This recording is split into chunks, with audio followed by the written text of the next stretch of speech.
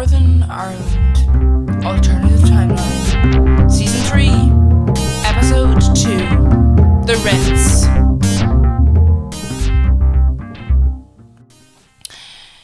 You see, can you put your mind back? You know, around the time of internment, another policy you were talking about. And what policy would that be? Well, do you remember back in the day when you used to talk about rents? Rents? Yeah. You know the way all the rents are increasing in their prices? Well, I was thinking we battle that. I mean, not many governments have the courage, I'd say, to fight off the landlords. You see, I own my own home, right? But I'm not massively wealthy. I don't own another home.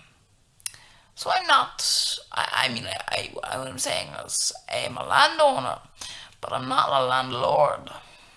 So, you see, at the end of the day, I've actually been thinking about this for a while. See, when you're drawing up your government, mostly you think of tactics, and you think of skills, and you think of, people who owe you a few favours, and all these sort of things. People who'll be in debt to you, and your friends, and all these sort of things. But I don't think of that. I think of people that'll suit the policies of the party I represent. And currently, the rents are as follows. We have 3 different politicians who currently own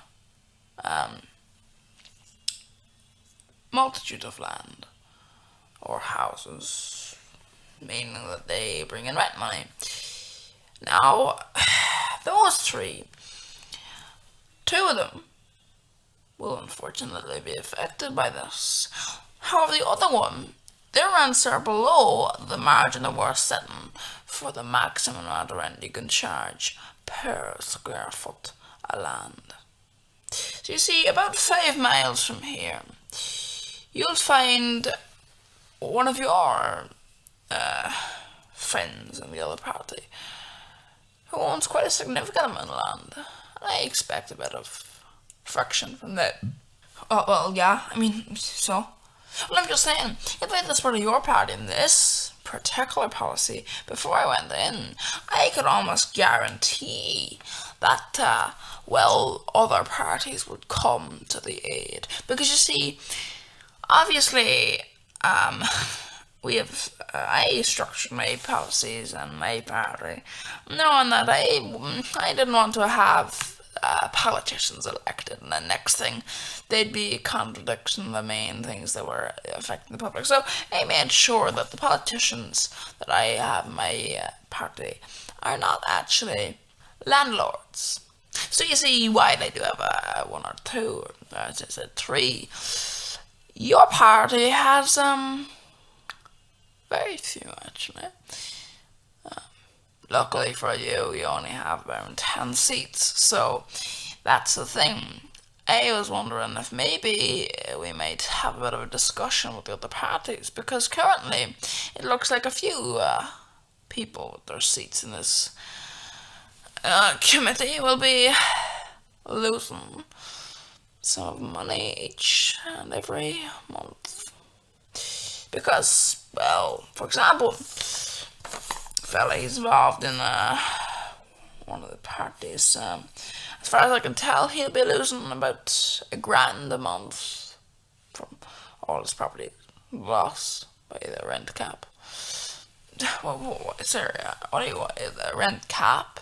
Yeah, we're gonna shove down the rents. You can no longer be able to charge above a certain level for a square foot of land. Obviously, it differs between actual land and then housing land and the price of the property. So I think it's let me just see. So it's you can't charge more than 1/200th of the price of the property. That's a cap we've created, but then we're creating another cap. So that'll be the case. That'll go into effect very soon.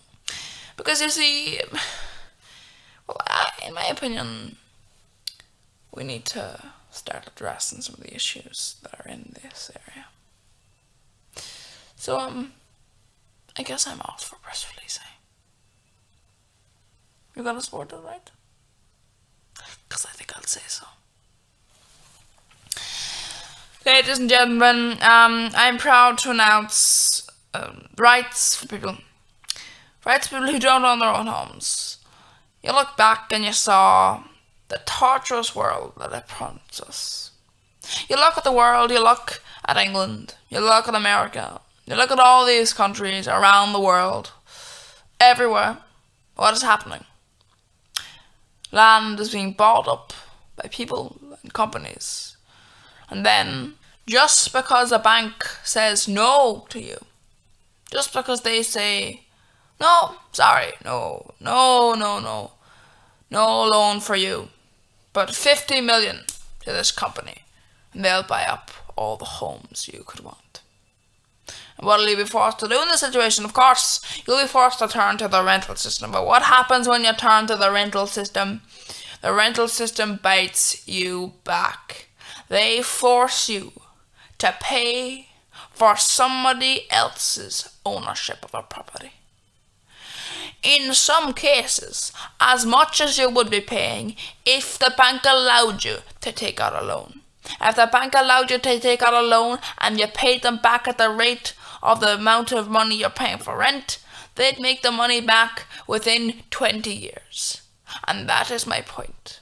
At the end of the day, when you look at the disgraceful ways this is done, that rent is so high that people can take out a mortgage in the morning and then by the next month be making 100, 200, 300 pounds profit each and every month.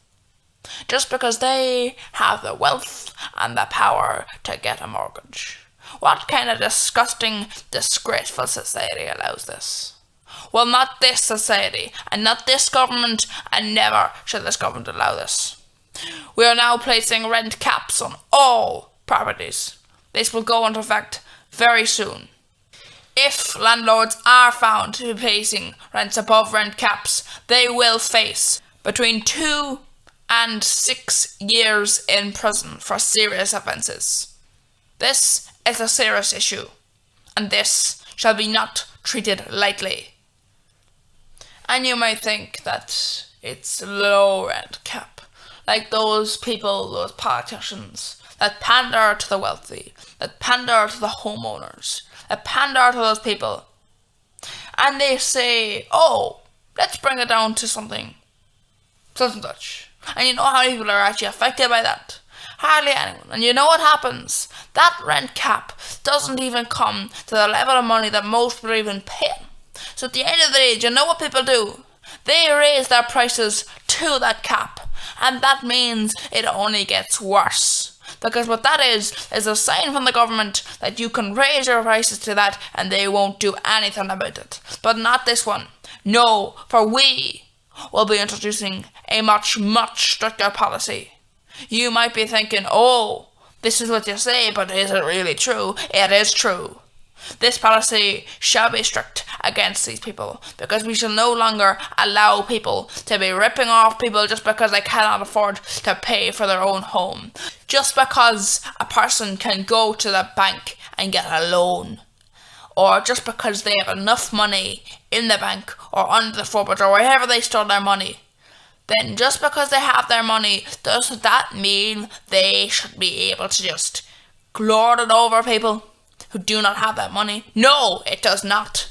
It does not indeed. Hello, I just like to say, would you be taking a debate over this with parties that are against this? Yes, I will. You'll find out next time. Thank you for listening to this, a Smithco fiction podcast, presented by Smithco, recorded by Smithco, and other things by Smithco. We hope you enjoyed this episode of Northern Ireland's Alternative Timeline, a political show where we look at political things, policies, and other things in an alternative world.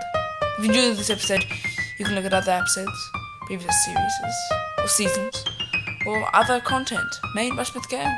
You can subscribe to the channel, or just you away. Go ahead.